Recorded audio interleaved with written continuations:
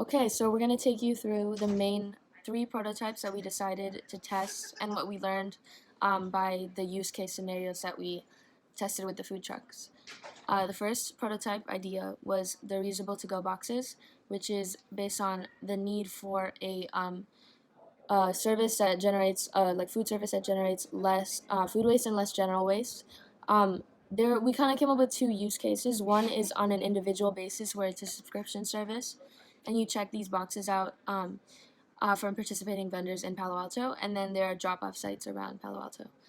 And the second program was the corporate program, which is like it provides offices and corporate campuses with food trucks, and they have food trucks and cafeterias.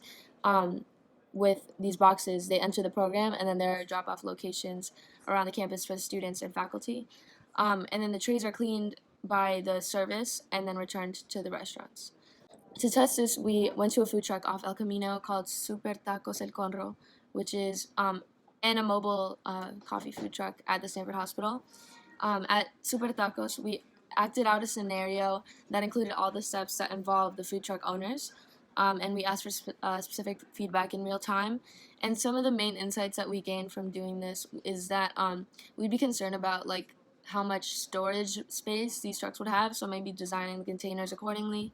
Also, like the variation in portion sizes might be important to consider, as well as like the function of the container itself, like whether it's what type of food, if it's liquid, solid, like you have to design different types of containers for that, and we don't know how many complications that would add in terms of cost and other things, so considering that. And then also, from now on we want to think about how high tech these drop off sites should be, like how they would work, whether they would have like a way to track the boxes or whether they would just be like mailbox type of systems. So our second prototype was based on the fact that some of the food trucks we talked to need a rental or commercial kitchen to base their work out of. And the need here was really to eliminate constant trips back and forth between the kitchen or just the need for the kitchen as a whole. Our prototype that addresses this need is a service, which is a truck that comes around Palo Alto to different food trucks and gets rid of both food and hygiene waste, so things like grease and dirty water. The owner of the food truck would be able to schedule in advance when this truck would arrive and take care of not only its waste needs, but potentially its cleaning needs as well. The second part of this prototype revolves around the idea that it could also provide clean cookware every day. So it would have two sets that you could choose from. It would take your dirty cookware and replace it with clean ones. And then the next day, it would take your dirty and replace it with another set of clean ones. To test this, we took the owner of the food truck through a day in the life of using this service. We got mixed reviews. He made it clear that he was somewhat persistent on just maintaining his own current method with regards to cookware because he already has his own cookware and doesn't find particular pain in cleaning it or his workers doing the work for him. So he was less receptive to that, but he did think that the waste removal or minimizing the need for the commercial kitchen in that regard would be helpful. However, one of the concerns he pointed out was that they can't leave grease or food waste in the truck overnight, as well as dirty water just because of bugs and other things of that nature.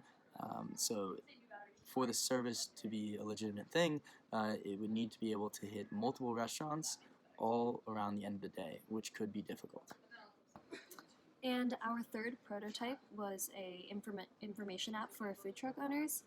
So this combats the need of expanding businesses and trying to find more target customers. So basically, how this information app slash website works is it shows upcoming events where food truck owners can look at and decide if they want to go to these venues to be able to have a new range of customers. It shows popular locations, free locations to park trucks, food stands. It also allows you to compare pricing for renting out spaces that the food trucks can be at, and it's very similar to the website Zillow, which shows rent pricing for houses. And this makes it more fair for owners trying to find land for food trucks, especially people that may not understand how the permitting system works for that specific city. The last part of this app, it holds landlords accountable because these business owners are able to describe experiences with particular landlords, which can either encourage or discourage people from being in that specific area. And how we tested this app is we drew out a fake, simple mock-up, and we showed the food truck owners about how it could help them find these new customers. And some insights and takeaways that we took from that was there is already a baseline where the reasonable price for a food truck rental land is between 1.5 to 2.5K a month. Um, they were very receptive to the idea of rating landlords or being notified as soon as other spots become available.